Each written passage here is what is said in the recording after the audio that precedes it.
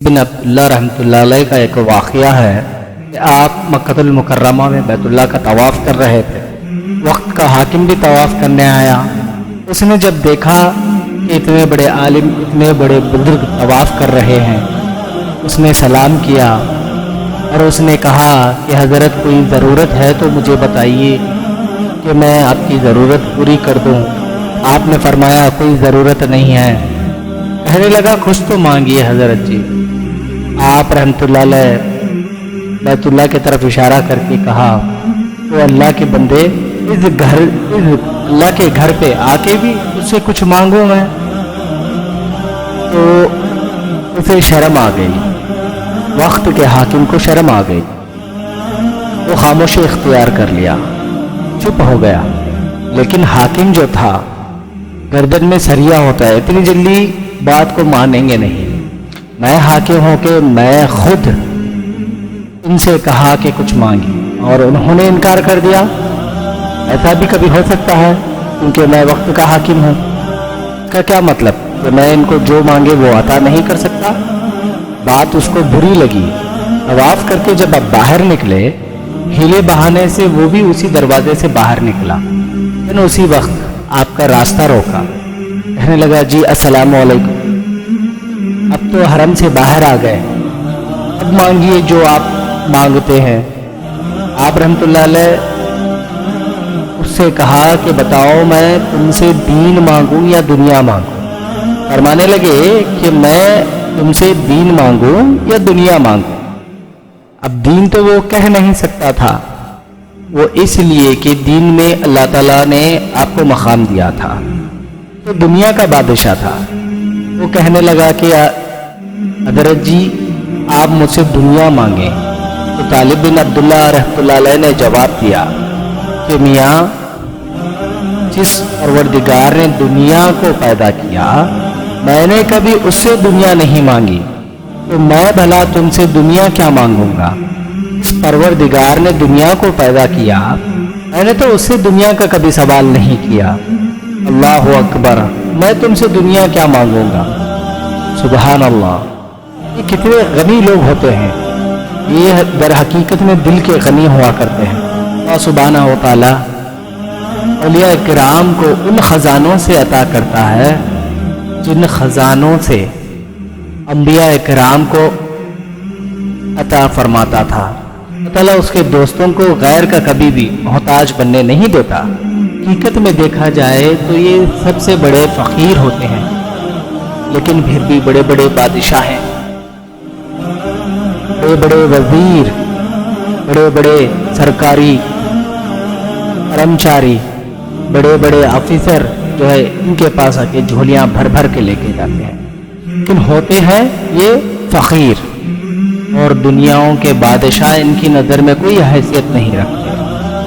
ایک فقیر تھے جو ہے بادشاہ کے دربار میں حاضر ہوئے اور سلام عرض کرتے ہیں اس طرح کہ السلام علیکم یا زاہد، السلام علیکم یا زاہد کر کے سلام کیا۔ اچھا بڑا حیران ہوا کہ زاہد تو آپ ہیں، لیکن آپ ایسا کیوں کہہ رہے ہیں کہ میں تو زاہد نہیں ہوں؟ انہوں نے کہا کہ اصل زاہد تو ہی ہے۔ اس فقیر نے کہا کہ بھائی اصل زاہد تو ہی ہے۔ اس نے کہا کہ زاہد تو آپ لوگ ہوتے ہیں۔ پھر انہوں نے کہا نہیں، اصل زاہد تو ہے۔ تو پھر اس بادشاہ نے کہا تو بتائیے وہ کیسے ہے؟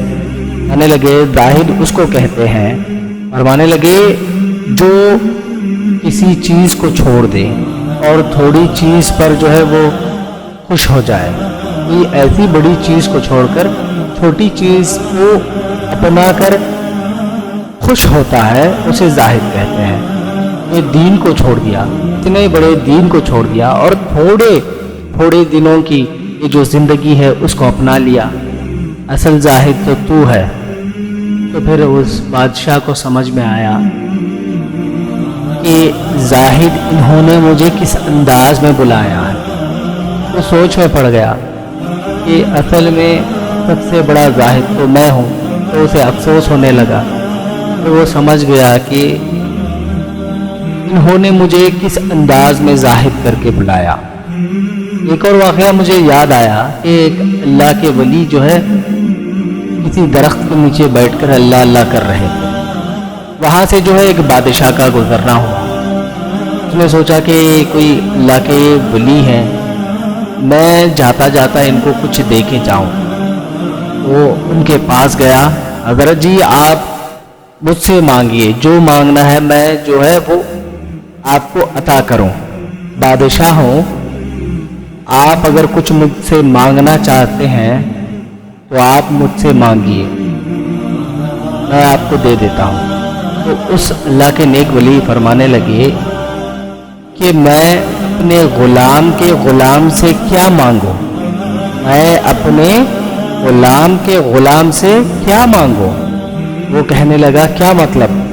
فرمانے لگے دنیا میری غلام ہے اور تو دنیا کا غلام ہے، میں اپنے غلام کے غلام سے کیا مانگوں۔ چنانچہ ایران کے کسی علاقے کو بادشاہ نے فتح کیا، فقیر لیٹا ہوا تھا، شہر کے اندر داخل ہوا تو اس نے دیکھا کہ میں نے شہر فتح کیا اور یہ فقیر آرام سے لیٹا ہوا ہے، تو اس بادشاہ نے اس فقیر کو پاؤں سے ٹھوکر لگائی اور کہا کہ تجھے پتہ نہیں کہ میں نے ملک فتح کیا ہے۔ انہوں نے آنکھ کھولی اور کہنے لگے اچھا آپ نے ملک فتح کیا ہے؟ کہنے لگا ہاں۔ آپ نے فرمایا ملک فتح کرنا تو بادشاہوں کا کام ہوتا ہے اور لات مارنا گدھوں کا کام ہوتا ہے۔ میں حیران ہوں آج کل کے گدھے ملکوں کو فتح کرتے پھرتے ہیں۔ آپ ان فقیروں کو آزما کر دیکھیے، یہ دل کے امیر ہوتے ہیں، ان کے نظر میں دنیا، دولت، گاڑی، شہرت ان کے نزدیک کوئی حیثیت نہیں رکھتے۔ ہمارے دلوں میں تو دنیا اور دولت بھری ہوئی ہے، اس لیے ہم مالداروں کو دیکھ کر بڑے لوگ سمجھ کر آپس میں ایک دوسرے سے بات چیت کرتے ہیں کہ یہاں تو بڑے لوگ رہتے ہیں۔ حقیقت میں یہ بڑے لوگ نہیں، بڑے بوجھ والے ہیں کہ بروز قیامت میں اللہ سبحانہ و تعالی ایک ایک پائی کا حساب لینے والا ہے۔ جتنا مال کم ہے اتنا کم حساب ہے، جتنا مال زیادہ ہے اتنا حساب زیادہ ہوگا۔ اللہ کا دیا ہوا تھوڑے پر راضی ہونے سے اللہ سبحانہ و تعالی تمہارے تھوڑے اعمال پر راضی ہو جائے گا۔ اللہ تعالی ہم سب کو اس کے دیے ہوئے تھوڑے پر راضی ہونے کی توفیق عطا فرما، آمین یا رب العالمین۔